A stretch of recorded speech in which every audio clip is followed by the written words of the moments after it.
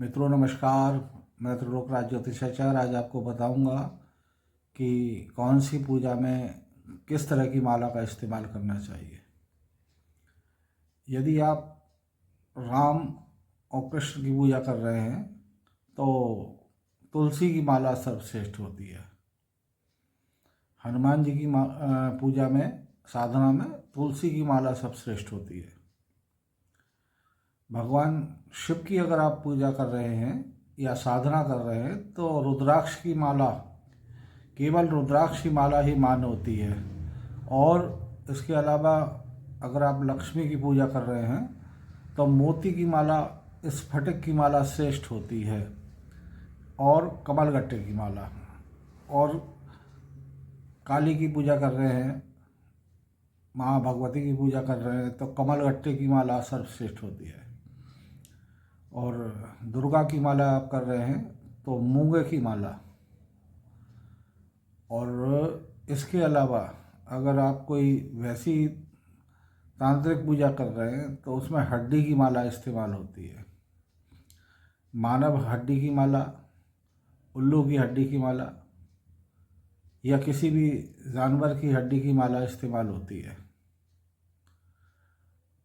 अलग अलग साधनाओं में, अलग अलग पूजाओं में अलग अलग माला का इस्तेमाल होता है। इसी तरह तिलक भी आप जिसकी पूजा कर रहे हैं उस देवता या देवी के हिसाब से ही आप तिलक का धारण करें। जैसे अगर आप देवी की पूजा करते हैं तो गोल बिंदी आप माथे पे बनाएं अपने। अगर काली की पूजा करते हैं तो सिंदूर की बिंदी आपको माथे पर लगाना चाहिए।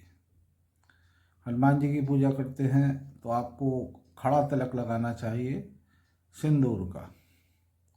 राम जी की पूजा करते हैं, भगवान कृष्ण की पूजा करते हैं तो यू शेप में जो तिलक बनता है उसके बीच में एक धारी बनाई जाती है, उस तरह का आपको तिलक जो है लगाना चाहिए। भगवान भोलेनाथ की अगर आप पूजा करते हैं तो आपको त्रिपुंड बनाना चाहिए अपने माथे पे 3 उंगली लेकर के, और उनको लंबाई में आड़े में बनानी चाहिए। आपको अलग अलग पूजा में अलग अलग प्रकार का टीका इस्तेमाल करना चाहिए। उसमें ही वस्तु क्या है, वस्तु का भी है। अगर आप वशीकरण मंत्र कर रहे हैं तो केसर का तिलक लगाइए, केसर और कुंकुम मिला करके उसका तिलक लगाइए। अगर आप कोई मारण मंत्र कर रहे हैं, शत्रु विनाश के लिए कोई कर रहे हैं, तो आप भभूति जो राख होती है उसका तिलक लगाइए। और काला तिलक भी आप लगा सकते हैं। तो अलग अलग पूजाओं में, साधनाओं में अलग अलग तरह की उनका महत्व होता है। जिस तरह आत्मकल्याण के लिए प्रथम उंगली पर माला चलाई जाती है, और सर्व कल्याण के लिए, स्वयं की सिद्धि के लिए उसके नीचे वाली उंगली पर माला चलाई जाती है। और मारण प्रयोग में माला जो है छिंगली उंगली के ऊपर चलाई जाती है। वशीकरण में माला दोनों तरफ चला सकते हैं। इसी तरह अलग अलग साधनाओं में अलग अलग तरह की माला का प्रयोग होता है। अलग अलग तरह का टीका माथे पर प्रयोग होता है, और अलग अलग तरह के आसन भी प्रयोग होते हैं। जैसे आपको साधारण पूजा में ऊनी वस्त्र, ऊनी का ऊन का आसन चलता है या कुशा का आसन चलता है।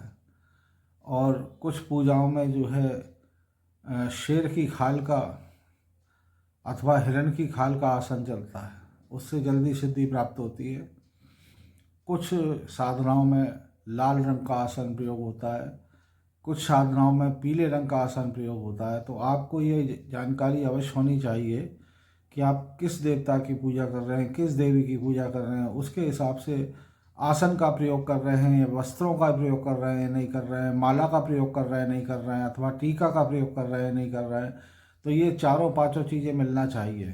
तिलक, आसन, माला, दिशा।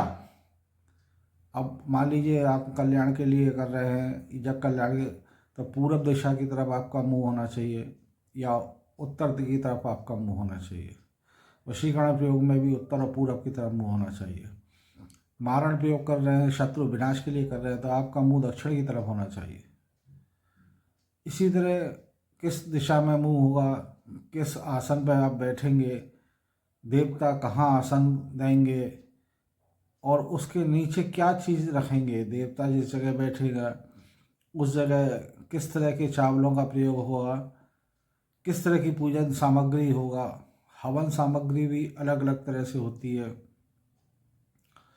किसी में जो है साधारण हवन सामग्री लगती है और विशेष पूजाओं में अलग अलग सामग्री लगती है। जैसे माँ बगलामुखी की पूजा में सब कुछ पीला पीला लगता है, सब कुछ पीले पीला होता है, पीले वस्त्र होते हैं, पीला आसन होता है, पीली ही रूम में भी पीला रंग पुता होता है, सब कुछ पीला पीला ही भोग लगता है।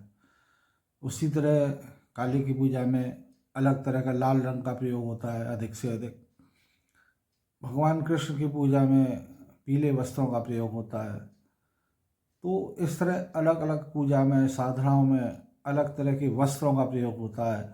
ये सारी जानकारी प्रत्येक व्यक्ति को होना चाहिए, प्रत्येक सनातनी को होना चाहिए कि वो किस देवता की आराधना कर रहा है, जिससे वो जल्द ही प्रसन्न हो, जल्द ही वो आपकी बात को सुने, आपका कार्य सिद्ध करे। तो हमको ये सब जानकारी अवश्य होना चाहिए। आगे आपको जैसे मैंने अभी बताया कि कौन सी पूजा में किस तरह का आसन होना चाहिए, किस तरह का तिलक होना चाहिए, किस दिशा होनी चाहिए जहाँ आप बैठें, तो ये सब भी बातें बहुत ज़्यादा ज़रूरी होती है। ये जानकारी आपको आज मैंने दी है, ये बड़ी गहरी जानकारी है। और किस उंगली पे आपको माला चलानी चाहिए और उस माला को बदलना चाहिए, जैसे 108 होने के बाद उसको माला को पलट लेना चाहिए, तो वो आपकी काउंटिंग होगी। अगर आप माला को प्रॉपर गोल गोल चलाते रहेंगे तो वो काउंटिंग में नहीं आएगा। आपको काउंटिंग के लिए उसको माला को एक बार जैसे आप पूरी 108 कर लेते हैं, उसके बाद उसको घुमा लीजिए और घुमा करके फिर आप करिए। तो ये सब बातें बहुत इम्पोर्टेंट बातें हैं साधना क्षेत्र की, जो सिर्फ हमें सिद्ध गुरुओं से प्राप्त होती हैं या सिद्ध लोगों से प्राप्त होती हैं। किस तरह के आसन में बैठना है हमें, है ना, किस तरह की मुद्रा आपको बनानी है, तो ये अलग अलग हिसाब होते हैं। तो आपको ये जानकारी आज मैंने दी, इसके लिए आप ध्यान रखें। इसी मेरी जानकारी के आधार पर ही आप जो भी साधना करते हैं और वो उसके लिए आप उस तरह का प्रयोग करेंगे। अगर आपको कहीं कोई डाउट हो किसी में तो आप मुझे डायरेक्ट फ़ोन कर सकते हैं, मुझसे आप डायरेक्ट वार्तालाप भी कर सकते हैं। धन्यवाद, नमस्कार।